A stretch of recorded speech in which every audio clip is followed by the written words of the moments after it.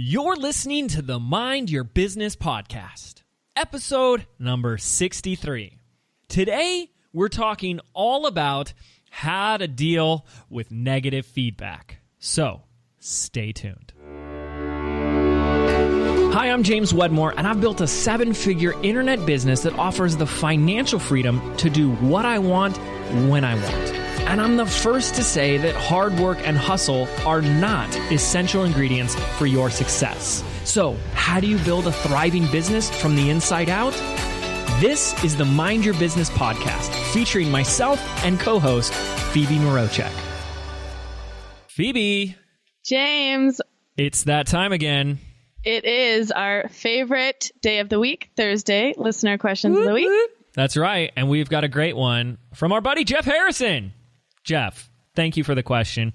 You know, we've talked about this a little bit in the past, but we're going to approach it from a little bit of a different standpoint today. We're going to be talking about negative feedback, how to receive feedback, how to not take it personally, you know, how to put the ego aside, which isn't always easy.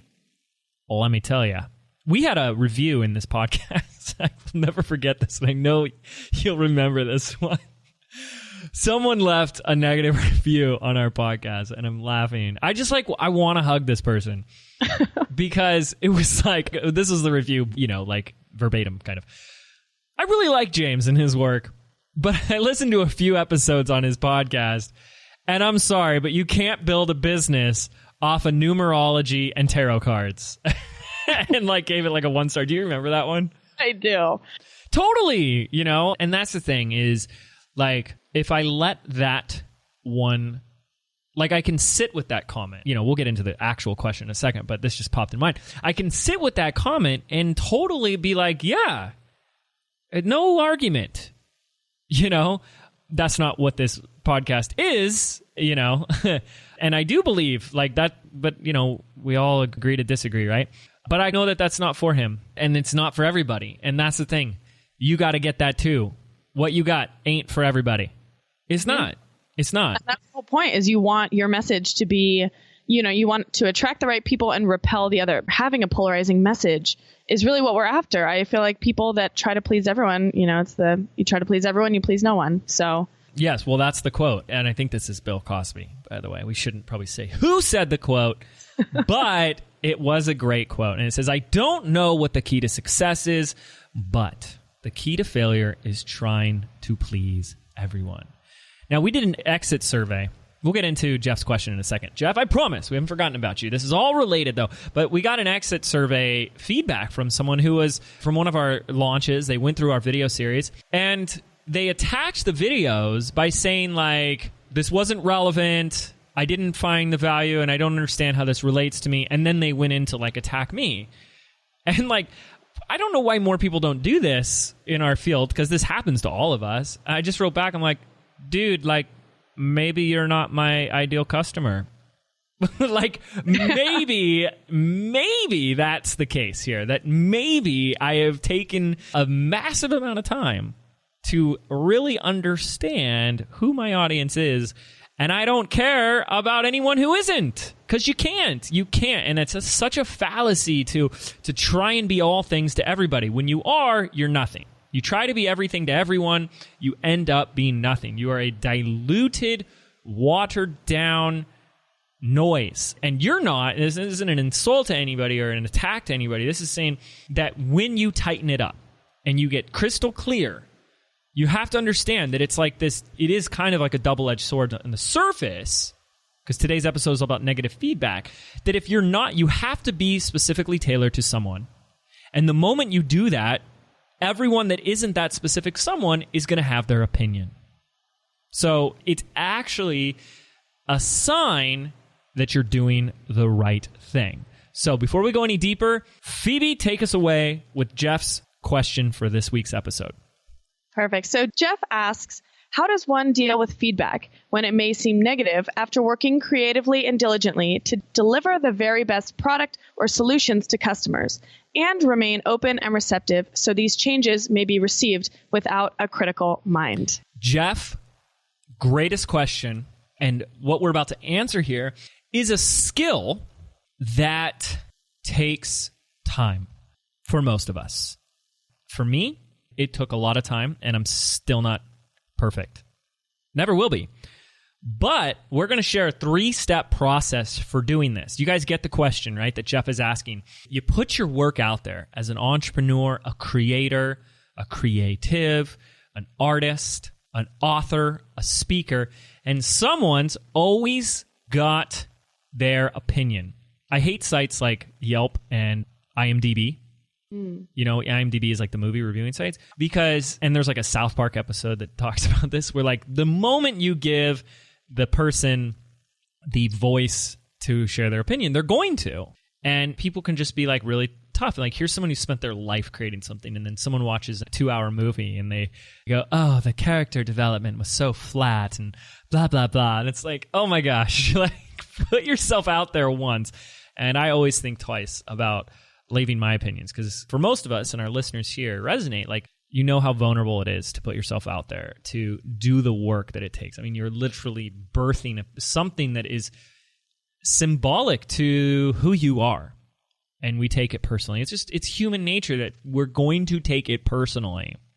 Well, and especially I feel like online, you know, there's such that filter there. Yes. When you're behind a computer, I just find so many of these comments that are just like negative, and they are attacking whoever it was. Yes. I see so many mean things going around on Facebook and attached to people's video series. And I'm like, yes, you would never see that in real life, but people just get this inflated power all of a sudden because now they can leave comments on other people and they don't realize, you know, the repercussions and I don't know, just how awful that makes people feel. I know, you know, I've gotten a couple emails back that were just mean, and I'm like, you would never say that to me. If we were like in a conference or in a room together, you wouldn't walk up to me or you and just attack us openly. So I think there is that layer when we're online and we have created something that I feel like people just get this, I don't know, just this sense of entitlement. and that's really absolutely. I mean, absolutely. I think most people have the entitlement. The internet gives them the permission to express that entitlement. Right. But, you know, at the end of the day, this is why I created this podcast, because I struggled with just the negativity in general. I mean, I've made posts about it. Like, I find myself complaining about complainers. Like, that triggers me. When I see people complain and, you know, treat others negative, I want to jump in there and just, you know, like, and then of course I'm no better than them.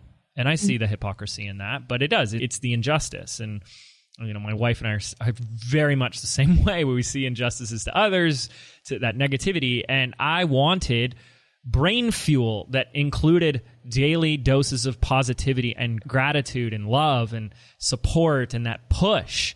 And I didn't find it for entrepreneurship. Now, there are great spiritual... Actually, when I started looking, I didn't see that many spiritual-related podcasts, probably about 3 years ago.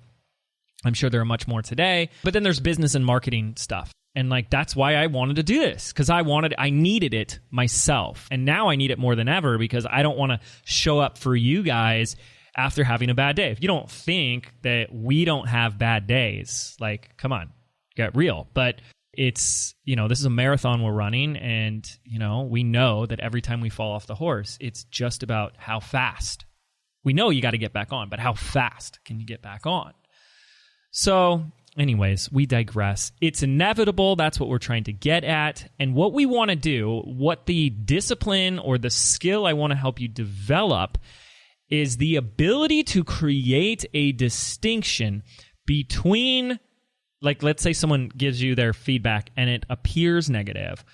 The ability to create the distinction between their stuff, their story, and real feedback. And we're going to give you some very specific examples, because I had an example that happened to me recently that really threw our team through a few loops, like just like scratching our head and like really wanted to investigate it and blah, blah, blah. But here's what you gotta understand. First, everyone has their own stuff, their own story. Everyone has a perception or a lens of reality. And this is something we need to talk about so much more on the podcast. When you begin, I mean, we're going deeper, of course. I'm like, Phoebe, we're going to keep today's episode short. Darn it, that's out the window. Listen, when you begin to ask deep questions like, what is reality? You start to follow that little white rabbit down the rabbit hole. Because what is real versus your perception starts to shatter everything for you. And if you begin listening to others, you will see just how much their view, their opinions, and their story colors reality. And the perfect example that comes to mind of this actually happened at a Tony Robbins event I was attending. And Tony is coaching someone in the audience, and it's a woman, and he asked her, like, you know, what's wrong? And she goes, well, my husband has betrayed me and has been living a lie for the past 20 years, and I just found out. Okay, betrayed you, living a lie, 20 years. Where does your mind go when I tell you that? What are some guesses as to how he betrayed her? Adultery. He had a second. He's had a second family, right? Or a second wife, or he lived this life as a serial killer and just found out that he, you know, or he's got some like awful fetish, right? I mean, that's where you go. Totally. Do you want to know what it was? Uh-oh. Yeah. He had saved secretly $20,000 in an emergency account for a rainy day that he didn't tell her about. What? Yeah. But as the story progresses, he hid it from her because she has a bit of a shopping issue. And so he just didn't tell her about it. And when the economy hit, this is like 2009, you know, a year after the housing industry crash and all that, you know, stuff that we dealt with, he goes, well, don't worry, we're fine. I've got an extra $20,000.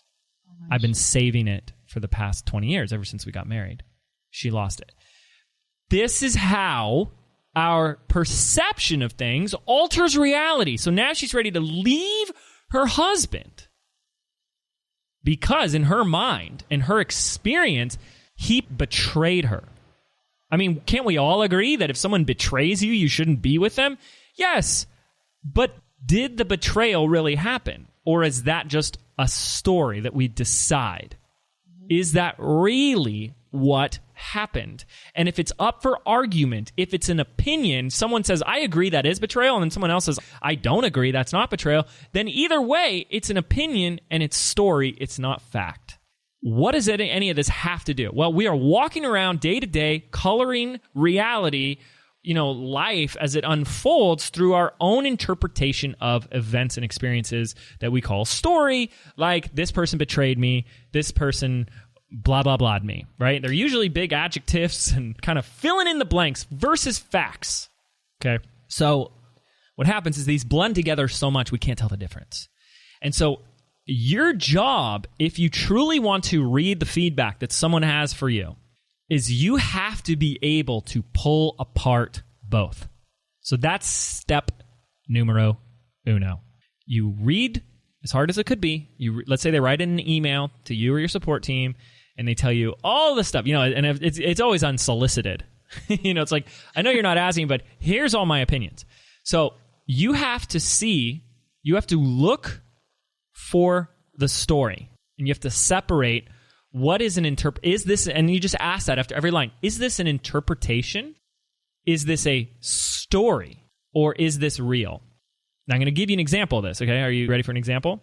Yeah, let's hear it. If someone says, you promised us 3 60-minute webinars, and you only delivered 2, story or fact? Fact. Fact, right? But if they say something like, your webinars were a big waste of time, that by itself, as its own sentence, is still an interpretation. Okay, so you have to be able to separate it or investigate it. What makes it a waste of time? Well, I couldn't log in.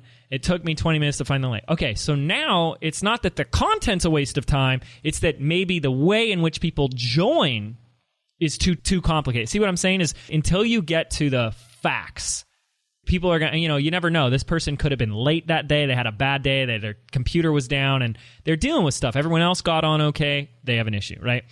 So there is a big fat difference between the two. So you want to start to look for And we're going to use an example that happened to me. We're going to keep total anonymity, of course. But you want to look for words. I went back and read an email that really baffled our team, and it was littered with words like it appears as, or looks like, or feels like. It felt like you were just trying to stretch out your course to fit 10 modules. That was the thing. It's so funny this person said that, because if they only knew, the biggest conundrum we had with this offer was, how do we get it down to 10 modules? Mm-hmm. It's actually harder to make something more simple and concise than to just like fill it with fluff, right? But that's an interpretation. That's an interpretation. And then there was another one. It feels like James just cares about getting the numbers. And, you know, what we did with these is we started asking more questions. Like, well, what makes you feel that way? And when you get to the source of it, there was nothing there that had to do with us. Mm-hmm. And we won't go into the full detail of it, but people, you got to understand, especially if you're selling anything, I can't stress this enough, where you're causing people to confront shit in their lives. Okay? We swear for effect here, folks. We all have, you know, our beliefs and the ego that is trying to protect us and keep us safe. Putting yourself out there, you know, making yourself known, you know, reaching a whole nother level. So much stuff comes up. That's why we're able to have 63 episodes in this podcast and still have 100 more things we want to talk about. Money blocks, being vulnerable, you know, dealing with negative feedback. It's all a part of this, right? And so people are going to have their stuff that comes up like you wouldn't believe, okay? And that is why it is so imperative that if you're dealing with something that is at all confronting of a topic, look, if you have an online course about how to train your dog, not much confronting stuff people have to deal with there. But if you're talking about something about like how to quadruple your rates and sell $10,000 packages, that's going to be confronting for somebody. Their ego will show up and try and find all the reasons why this doesn't work, or you're wrong, or this isn't good enough, or blah, blah, blah. Because they'd rather do that than actually put themselves out there. Now, I'm not saying 100% of the time. I'm just saying that will happen.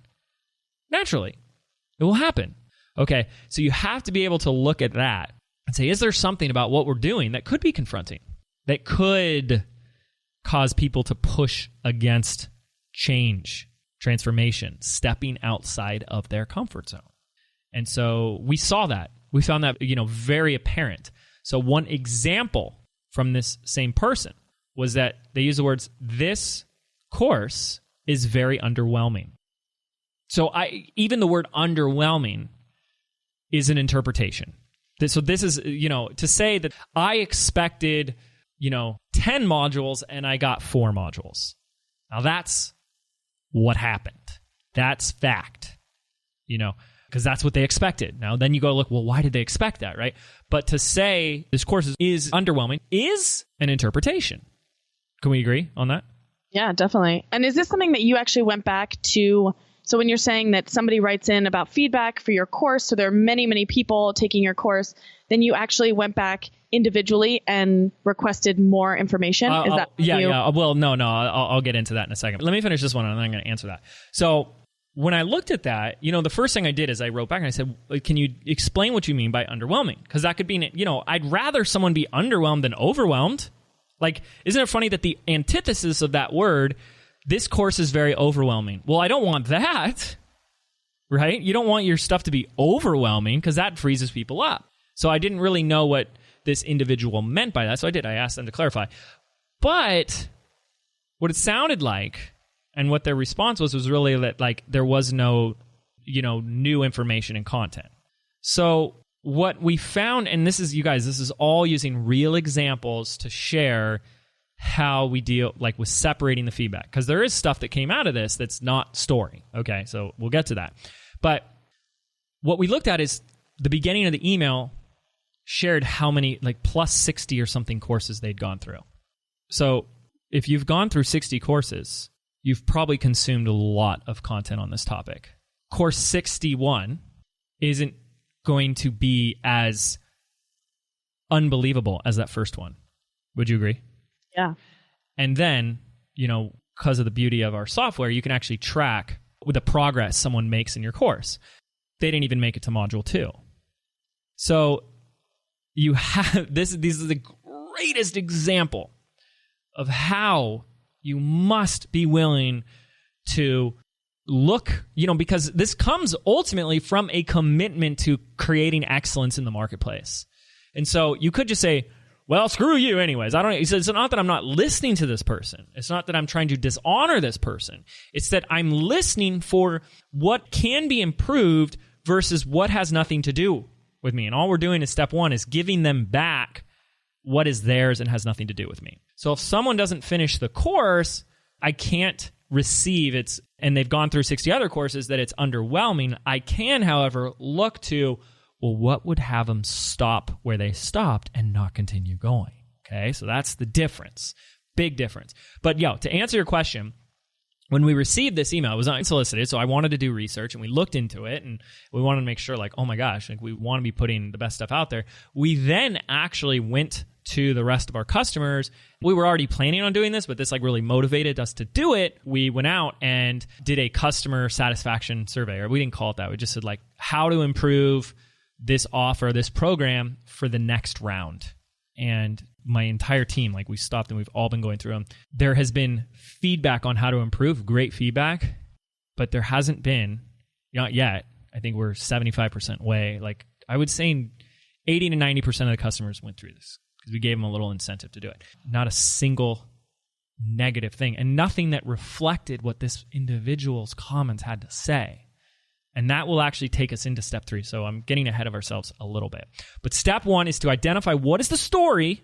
Where are they jumping to a conclusion? Where are they making assumptions? Is this an interpretation? Or is this something that, is mismet expectations? Then step 2, you look for real feedback. And not just the feedback, but what action can come out of this. There were specific actions. It's we can add more stuff here, and we can do this there. So it was there are specifics, but it was definitely in this example that we're sharing, it was buried in a sea of stuff that had nothing to do with us.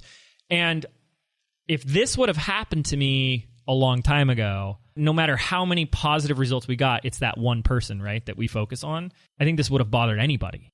Because it was so unsolicited and so it was hurtful. There were, you know what I mean? There were accusations. Well, yeah, it gets really, really personal all of a sudden. And I think the one thing for me, whenever I've seen feedback come in about anything I've done, I really have to take a moment before I even look at it and really try to put it out in front of me as though it's somebody else's feedback. Because the second I start to get negative, I don't want to get defensive. And that's always... that's where my brain goes, is well, no. And I try to explain things in my own head and justify when people say things. And I think that that's a really good distinction, the story from the feedback, and then looking for how do you change the process? How do you improve the process in order to make sure that those things don't, slip through the cracks? Or, how do you improve in a way that makes your customers feel well taken care of is a really important point. And to talk about if it feels personal, this is a rule of thumb, and you should write this down, everyone. If it feels personal, it has nothing to do with you. Guaranteed.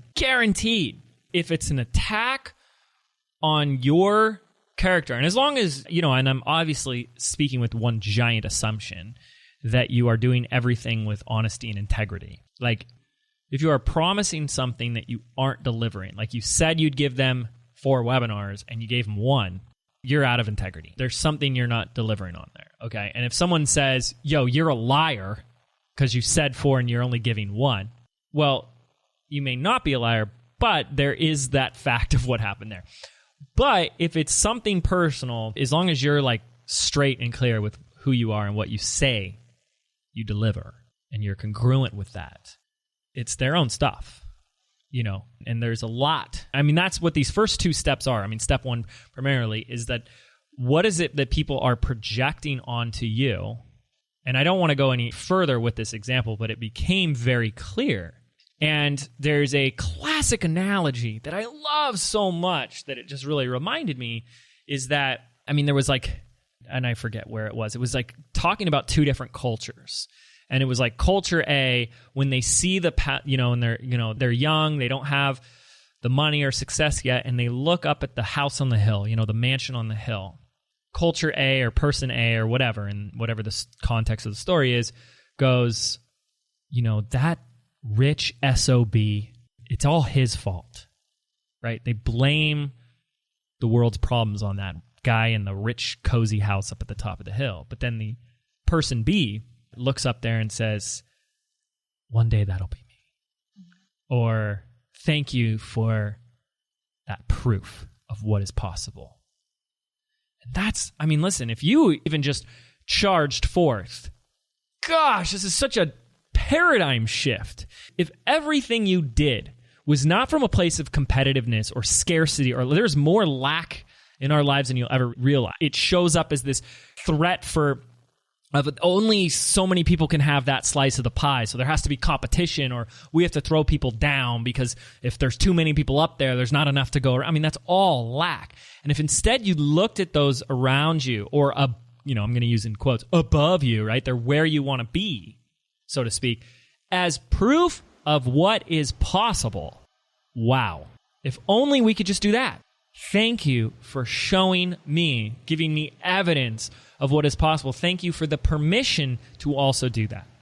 We charge $25,000 for my mastermind, and I'm just at an event where one guy charges over $70,000 for his. Thank you for giving me permission, for showing me that it's possible to raise the price. Thank you. Not, how dare he, right? Which is what so many people do. Okay, so step number one, you got to get really good at looking for the story. Everything that doesn't have to do with you, and has to do with them. You pick apart every line. Is this really a fact that can be turned into constructive criticism or constructive feedback, or is it just story? And then step number two is to look for that feedback. There weren't enough workbooks was one of them. Now, another one was, this individual used a lot of extraneous adjectives. So you have to delete the adjectives. Get rid of all the adjectives and all the assumptions and interpretations. You're just like, well, what happened? And one of them was that they weren't able to attend some of the webinars. And so we get that as feedback saying, okay, we can do a better job of notifying the customers about the webinars, reminding them more often, giving them more emails, more notifications, all that type of stuff. That's great feedback. But rarely will an unhappy customer go to you with, I wish I would have had more email notifications and more reminders about the coaching call. It's going to show up as something like, I didn't know there was a call, you never told me, and it had gone, and they're not going to be upset about it. So they're going to tell their story about it. Okay, but what happened and what can be improved there? We're going to have a fourth step here, which is so beneficial to me, hopefully for you guys as well. Step number 3, though, comes back to our quote that we said at the beginning of this episode. I don't know what the key to success is, but the key to failure is trying to please everyone. You must look for the consensus of the group. I told you we put out this survey. My team and I are going through these right now, and we're looking for common threads of issues, of what is the group saying, the consensus of the group. What are they saying? And, there's like 2 little feedback things. Like, oh, okay, people want like a table of contents at the beginning, and they want more examples and swipe files. But none of the stuff, it's amazing. None of the stuff that this original email that we referenced from the beginning of this episode that came in is there at all. None of it. Yeah, you have to be able to, understand, not resent somebody. We're not upset with this person. You don't judge them or anything. Like, dude, we all have our stuff. And you get to sit there and go, no, this isn't mine, energetically. You don't need to email this to them and say, thank you, no thank you. I give this back to you. I'm not saying email that to them because you're not trying to cause even more problems, but you don't have to take on their stuff. So can I ask you a question real quick? When you're going through the feedback, have you already trained your team on how to separate the story from the feedback? And what does that look like as far as, coming up with those common threads? Is it just they're observing what people are saying and then putting it, whatever, in a Google Doc or something, and then you all come together and see what the common threads are, or are they coming up with these themselves? Well, it's so funny you say that because a couple of reasons. Number one, we had our team retreat just a couple days ago, and everyone on our team deals with customer support in some capacity. We have a customer support manager, but then everyone is touching our customers in some aspect or regard. Sometimes it's for, a customer support emails directed to a specific department. There's special cases. So everyone kind of knows what the general vibe is of our customer, what they're after, what they need, what's going on with them. And it's the front lines of your business. So we did a whole thing where I asked them, my team, like, what do we need to put in place next year to take our business to the next level? And it was so amazing how everyone kind of said the same things. And it's all based off of what they're hearing from support.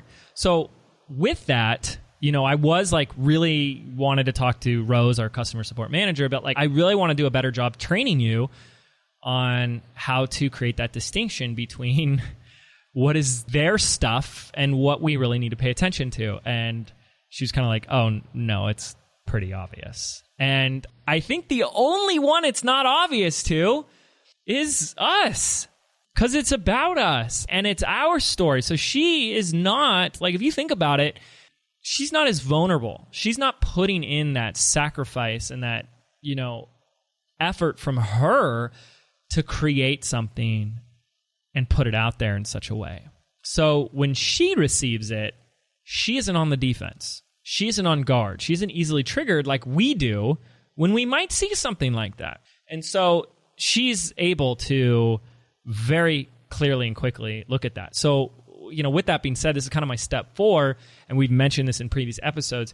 It is so valuable to have the buffer, the gatekeeper, the person who is the quarterback's got his, offensive line. They're there to protect him or her.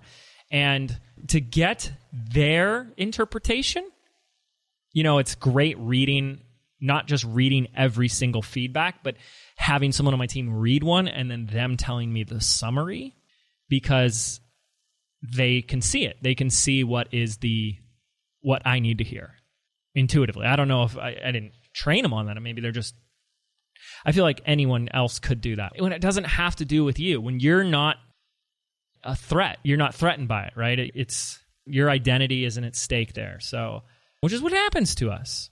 So there you go. 3.5 steps. So we do that with the podcast, which I think was such a good plan of action for us, especially me. I was so nervous, and I got a couple people writing in different things about, should we talk about this topic or whatever. And Rose has just been so great at, I think you probably told her at some point, and I told her at another point. I was like, you know what? I only want to hear really good things because I need some momentum going forward so that I feel comfortable and I feel like people are getting value from this. And she's awesome. And she'll send me, emails and be like, I think you need to look at this one. And then I don't look at any other ones. I don't need to hear that. That's not important to me.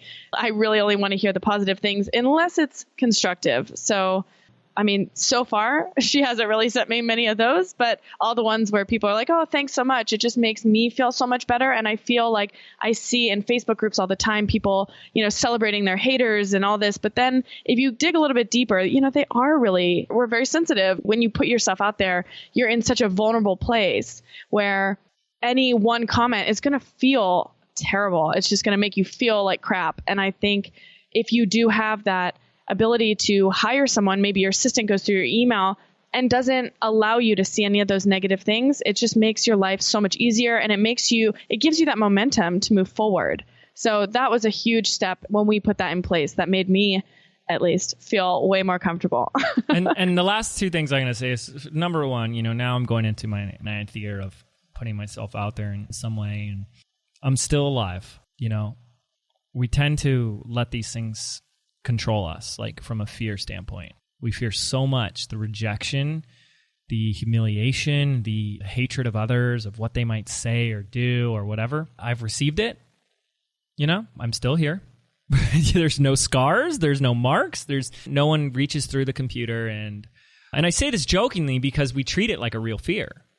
I mean, there's like the fear of a real danger, like walking down a dark alley at night in New York City feels the same as publishing a podcast episode about, a vulnerable story of yours. The fear feels the same, but there's no threat. There isn't. But the second thing that I have to say, so, you just embrace it and realize it's just a part of you, your ego, trying to protect you, keep you safe. The second thing is I have to acknowledge Jeff and anybody else who's asking a question like this, because at the core, your intentions are so pure. You're sitting there saying, I'm putting something out there to give value to people, and I want to make it better. Done. I mean, that's it right there. You know what I mean? Like, you already have this desire and intention to improve upon something. There are people out there that put out crap, get the feedback, and don't care, and keep selling, and keep going. I don't care. It's making me money. Okay? So the very fact that you're coming from this place of continual improvement, and that's, and that's our team. Like, we're looking at this, like, how do we make this better? We are literally going into we are done with the course, one of these offers, and we could just say, cool, we're good. And even the feedback is great. We could say, cool, let's just run with it. We're doing 2 more phases, one this quarter and one in quarter 1 of 2017, to take it to a whole nother level. Because we don't want it to be great. We want it to be like beyond extraordinary. And I think when you become like one and congruent and clean with yourself, like, this is the best I can offer, and it's going to get better, and I'm committed to it, and I'm committed to my students, or I'm committed to my customers. And you realize that there's people that are always going to have their opinions. You cannot run anything out there. It doesn't matter if you're selling coaches and courses. It doesn't matter if you're making movies or writing books. It all gets critiqued. Even the best films, like my favorite films, get horribly bashed.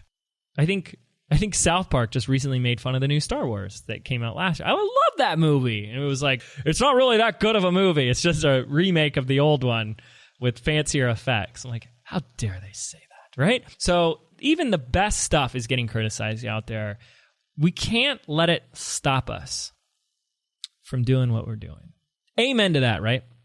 Amen to that. And I think also in Jeff's question, he says, like, how do you remain open and receptive?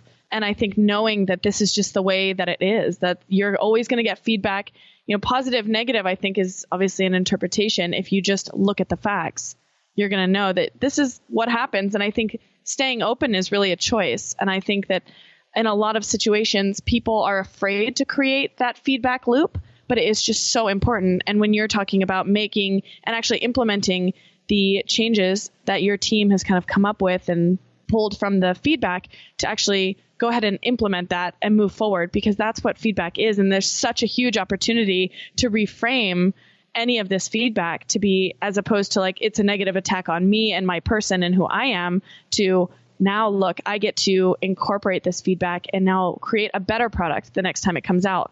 Because I know the first time you ever create something, it's really, well, in my experience, and obviously if you are creating anything that, from scratch, it feels really scary and you're a little bit embarrassed. The first time when you look back, you're like, oh my gosh, some of the first things that I've ever created were really embarrassing.